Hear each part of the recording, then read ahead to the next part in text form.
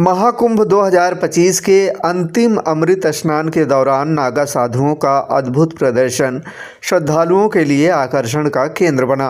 त्रिवेणी तट पर इन साधुओं की पारंपरिक और अद्वितीय गतिविधियों ने सभी का ध्यान अपनी ओर खींचा। अमृत स्नान के लिए ज़्यादातर अखाड़ों का नेतृत्व कर रहे इन नागा साधुओं का अनुशासन और उनका पारंपरिक शस्त्र कौशल देखने लायक था। कभी डमरू बजाते हुए तो कभी भाले और तलवारें लहराते हुए इन साधुओं ने युद्ध कला का अद्भुत प्रदर्शन किया। लाठियाँ भांजते और अटखेलियाँ करते हुए ये साधु अपनी परंपरा और जोश का प्रदर्शन कर रहे थे।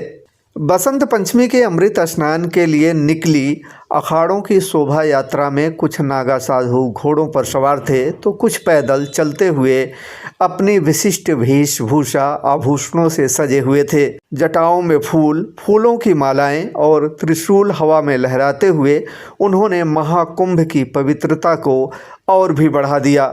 स्व अनुशासन में रहने वाले इन साधुओं को कोई रोक नहीं सकता था, लेकिन वो अपने अखाड़ों के शीर्ष पदाधिकारियों के आदेशों का पालन करते हुए आगे बढ़े।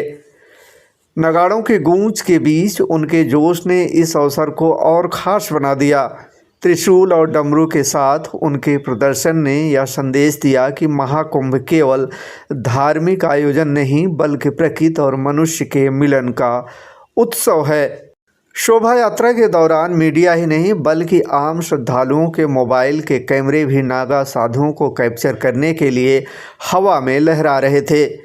नागा भी किसी को निराश नहीं कर रहे थे, बल्कि वो अपने हाव भाव से उन्हें आमंत्रित कर रहे थे। कुछ नागा तो आँखों में काला चश्मा लगाकर आम लोगों से इंटरेक्ट भी कर रहे थे। उनकी इस स्टाइल को हर कोई कैद कर लेना चाहता था। यही नहीं, नागा साधु नगाड़ों की ताल पर नृत्य करते हुए अपनी परंपराओं का जीवंत प्रदर्शन कर रहे थे। उनकी जोश और उत्साह से भरपूर गतिविधियों ने श्रद्धालुओं के बीच अपार उत्साह पैदा किया।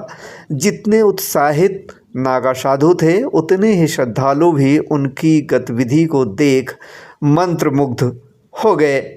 स्नान के दौरान भी नागा साधुओं का अंदाज निराला था।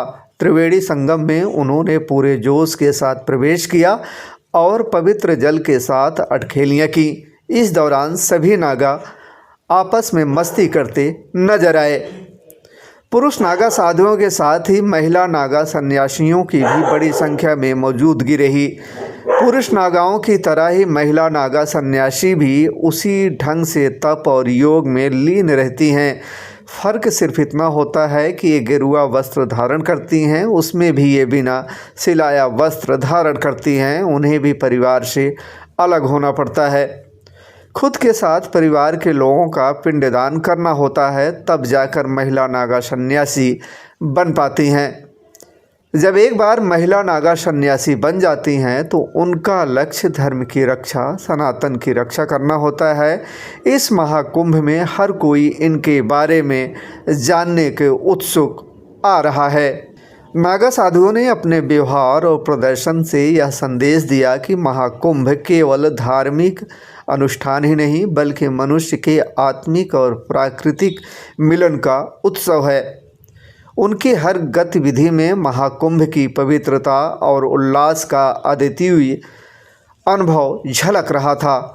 महाकुंभ 2025 का यह आयोजन नागा साधुओं की विशिष्ट गतिविधियों और उनकी परंपराओं के कारण लंबे समय तक याद रखा जाएगा।